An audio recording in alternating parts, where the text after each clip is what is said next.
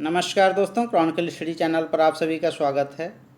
Friends, आज के इस वीडियो में बात करेंगे सहायक कोषागार लेखाकार भर्ती 2016 के कोर्ट की अपडेट्स के रिगार्डिंग क्या कुछ चल रहा है, कब तक सुनवाई हो सकती है, इसके संदर्भ में बात करेंगे। इसके अलावा उत्तर प्रदेश लोक सेवा आयोग की तरफ से एक नोटिफिकेशन आज इवनिंग में जारी किया गया है, वो किससे रिलेटेड है इसके संदर्भ में बात करेंगे। इसके अलावा मध्य प्रदेश गवर्नमेंट के द्वारा अभी अपने राज्य के जो उनके अभ्यर्थी हैं, कैंडिडेट्स हैं, उनको ज़्यादा प्राथमिकता देने की बात कही गई है। तो क्या उत्तर प्रदेश में भी इस तरीके की व्यवस्था लागू होनी चाहिए, इसके संदर्भ में भी बात करेंगे।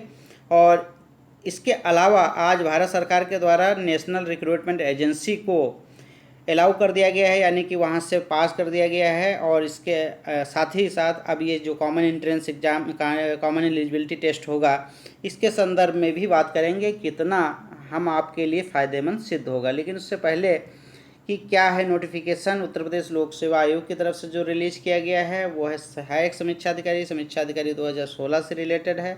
और इसकी परीक्षा सितंबर माह में आयोजित होनी है। उसी के संदर्भ में बताया गया है कि 17 जनपदों में परीक्षा आयोजित की जाएगी। और इनमें से जो डिस्ट्रिक्ट दिए गए हैं आप लोग देख सकते हैं, और आपको इनमें से 3 डिस्ट्रिक्ट का विकल्प चूज करना है। आप इनमें से 3 डिस्ट्रिक्ट चूज कर सकते हैं। यदि आयोग को कंफर्ट लगा तो आपको इन 3 डिस्ट्रिक्ट में से कोई भी डिस्ट्रिक्ट दे सकता है। यदि आप अपनी चॉइस फिल नहीं करेंगे तो आयोग अपने हिसाब से आपको जो सेंटर होगा, परीक्षा केंद्र होगा, वो आवंटित कर देगा।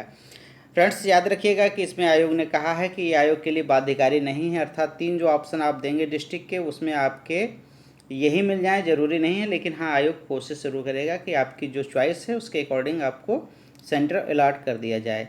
इसके अलावा इसमें क्या क्या चीज़ें रिक्वायर्ड रहेंगी मैं आपको बता दूं। आपका रजिस्ट्रेशन नंबर होगा, डेट ऑफ बर्थ होगा, और कौन सी कैटेगरी से आप बिलोंग करते हैं इत्यादि के अलावा आपको एक OTP आएगा। OTP आपकी ईमेल ID और मोबाइल नंबर दोनों पे आएगा। तो इनमें से आप OTP से आप अपने जो है रजिस्ट्रेशन को वेरीफाई करके फिर उसके बाद आप जो है जो आपकी पसंद के सेंटर हों उनको चूज करके आप अपने जो चॉइस है उसको लॉक कर दीजिएगा। लॉक करते ही आपको एक चांस मिलेगा, इसलिए सोच समझ के लॉक कीजिएगा। और यदि आप इसको लॉक कर देते हैं तो एक ही बार एलिजिबल रहेंगे, उसके बाद आपको पुनः अवसर नहीं दिया जाएगा।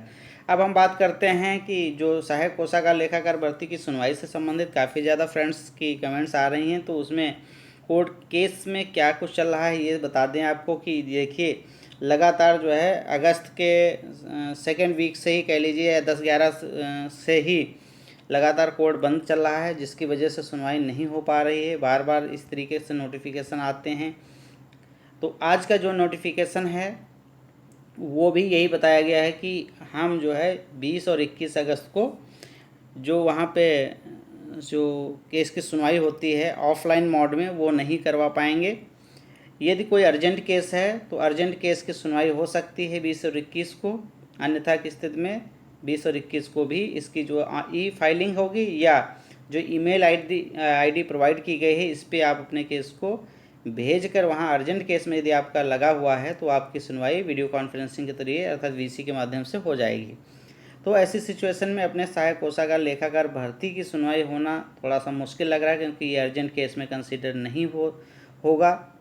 तो आई थिंक फ्रेंड्स, अभी 20 और 21 तक आपको और थोड़ा सा वेट करना पड़ेगा। जहाँ तक संभावनाएं पता चल पा रही हैं, 25 अगस्त के आसपास कोई भी डेट लग सकती है, यदि सब कुछ अच्छा रहा तो। फिलहाल जो भी सूचना होगी आपको अलग से अवगत करा दिया जाएगा, लेकिन अभी की जो सिचुएशन है वो यही है। थोड़ा सा और आपको पेशेंस बनाने की ज़रूरत है। इसके अलावा फ्रेंड्स, बात करते हैं कि कई राज्य ऐसा कर चुके हैं कि वो लोग सीधे सीधे शब्दों में अपने जो प्रदेश के लोग हैं उनको नौकरियों में तवज्जो देने की बात कर रहे हैं। तो उसी का एक और नमूना यहाँ पे आया है। मध्य प्रदेश गवर्नमेंट ने भी यही कहा है कि अब सरकारी नौकरी में MP के बच्चों को वरीयता दी जाएगी, ये MP के CM ने कहा है। तो फ्रेंड्स, अभी उत्तराखंड ने भी किया था इसी तरीके से, आंध्रा ने भी इसी तरीके का कुछ किया है। तो बहुत सारे राज्य ऐसे हैं जो ऐसी सिचुएशंस क्रिएट करते हैं जिससे कि बाहर के स्टूडेंट्स को वहाँ पे अवसर ना मिल पाए। तो इस तरीके की क्या पहल जब मध्य प्रदेश कर सकता है, तो लगातार जिस तरीके से जॉब की क्राइसिस उत्तर प्रदेश में बनी हुई है, तो क्या उत्तर प्रदेश गवर्नमेंट को भी इस तरीके के कोई स्टेप उठाने चाहिए। हालांकि ये मैं बताता चलूँ कि ये भारतीय संविधान के अनुच्छेद 16 का उल्लंघन भी माना जाता है, लेकिन उसके बावजूद भी बहुत सारे ऐसी इसमें प्रावधान हैं जिनके माध्यम से डायरेक्ट नहीं इनडायरेक्ट तरीके से बच्चों को रिड्यूस करने का एक तरीका ये लोग अपनाते रहे हैं, चाहे वो आपकी ऐसी एग्ज़ाम हो कि अदर स्टेट के स्टूडेंट्स से ज़्यादा फीस लेने का एक रहता है, और उसके अलावा जो पेपर सेट रहता है उसमें लोकल न्यूज़ ज़्यादा पूछ के, यानी कि उत्तर प्रदेश का है तो उत्तर प्रदेश के बारे में ज़्यादा कुछ जानकारी पूछ के इस तरीके से बच्चों को फंसाने का प्रयास किया जाता रहा है पहले से भी। लेकिन इस तरीके की जब अब लगातार अनाउंसमेंट हो रहे हैं तो क्या उत्तर प्रदेश गवर्नमेंट को भी इस तरीके के स्टेप लेने चाहिए, क्योंकि इससे जो कंपटीशन लेवल है वो बढ़ता भी है, साथ ही साथ है जो उत्तर प्रदेश या किसी भी राज्य के से संबंधित होते हैं बच्चे, तो उनको उनके सेलेक्ट होने के चांसेस भी कम होने लगते हैं। तो जब अदर स्टेट ऐसा कर रहे हैं तो उत्तर प्रदेश गवर्नमेंट को भी इस पे विचार करना चाहिए।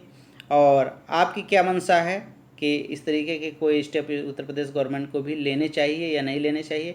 मैं केवल इस रिगार्डिंग कह रहा हूँ, भारतीय संविधान के जो है उल्लंघन जिन आर्टिकल्स का है वो तो ठीक है, इसके अलावा जिस तरीके से उत्तर प्रदेश में लगातार जो है भर्तियों का जो है टोटा पड़ा हुआ है, उस सिचुएशन को देखते हुए मुझे लग रहा है कि यदि इस तरीके से स्टेट वाइज अपने हिसाब से लोग कंडक्ट कराएं और अपने स्टेट के ज़्यादा बच्चों को तवज्जो दें, तो उत्तर प्रदेश ऐसा करता है तो गलत नहीं होगा। और आप लोग अपनी राय जो भी हो कमेंट बॉक्स में ज़रूर बताइएगा।